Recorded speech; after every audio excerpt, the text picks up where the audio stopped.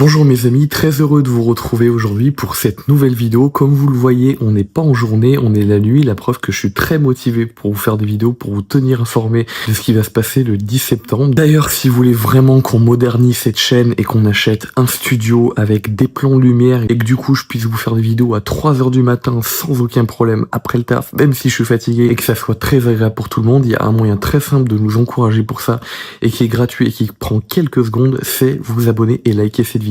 Et je vous remercie pour ceux qui le feront. On passe à la vidéo. Comme vous le savez, il y a un énorme mouvement qui s'annonce pour le 10 septembre.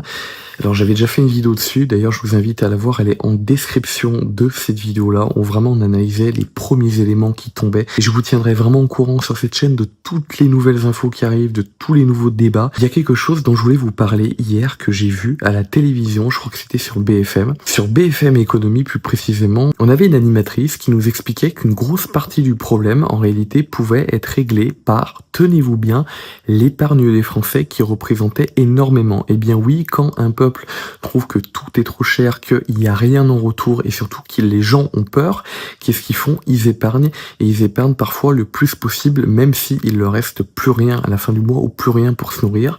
S'ils peuvent par exemple économiser 200 € et manger beaucoup moins, s'ils sentent que c'est vraiment que la situation pue et qu'ils peuvent vraiment se retrouver encore plus dans le caca, on va pas dire le mot sinon la vidéo va être censurée, par la suite, eh bien, qu'est-ce qu'ils font? Ils économisent le moindre euro qu'ils peuvent. Donc c'est quelque chose qui est totalement logique. Et eux, ces économistes-là, qui sont souvent des gens qui sont très subventionnés et qu'on retrouve avec des mots type chercheur, avec un institut, ils ont bien compris qu'il y avait énormément d'argent à prendre dans où, tenez-vous bien, dans les économies des gens, mais les économies des gens qui sont sur les plans d'épargne en France, particulièrement à l'étranger. Ils ne peuvent pas les saisir dans les banques étrangères, ils ne peuvent pas les saisir non plus.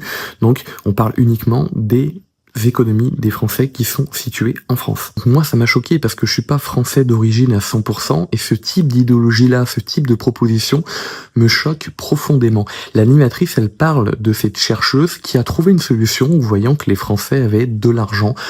La plupart des Français n'ont pas énormément d'argent, n'ont pas des millions, faut pas déconner, c'est une minorité de personnes. Mais la solution qu'elle a trouvée, tenez-vous bien, c'est du coup de prendre une taxe de 10% sur l'épargne des Français. Oui, vous avez bien entendu.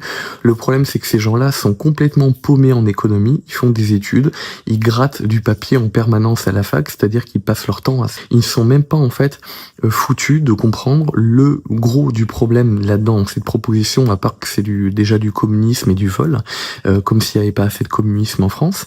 Mais le premier truc qu'ils n'ont pas compris et qui entrave leur proposition, c'est que la plupart des gens qui ont du patrimoine, ce patrimoine-là, il n'est pas liquide. C'est-à-dire que ces gens-là, qui sont chercheurs, entre guillemets, qui sont estampillés comme chercheurs, ils pensent que si, par exemple, une personne a 200 000 €, ils peuvent lui prendre instantanément, comme ça, 10% par an ou 10% par mois, on sait pas, ça ferait beaucoup 10% par mois, mais ils seraient capables.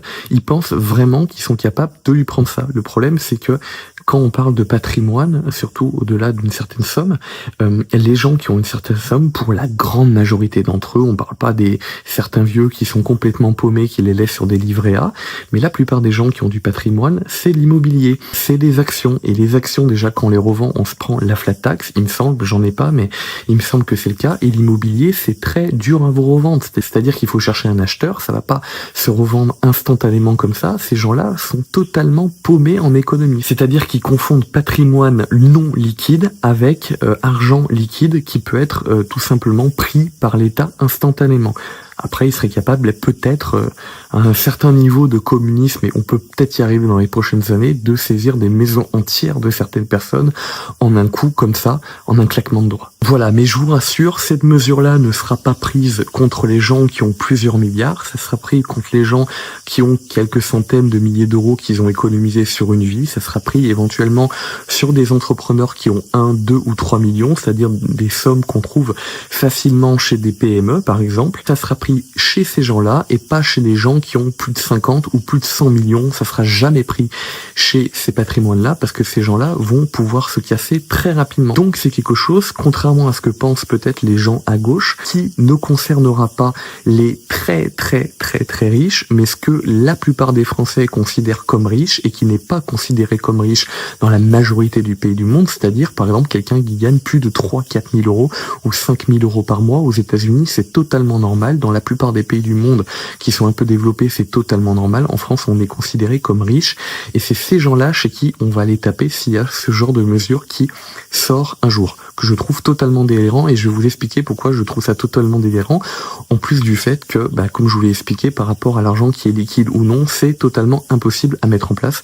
Ces gens-là sont paumés et ces gens-là n'y comprennent absolument rien, nada à l'économie et à comment ça fonctionne et à comment l'argent des gens fonctionne lorsque les gens en possèdent. Moi, je vais vous dire honnêtement, je pense avoir compris à peu près ce que ces gens veulent, qui font partie de ce mouvement, qui vont lancer entre le 10 et le 18 septembre, grosso modo.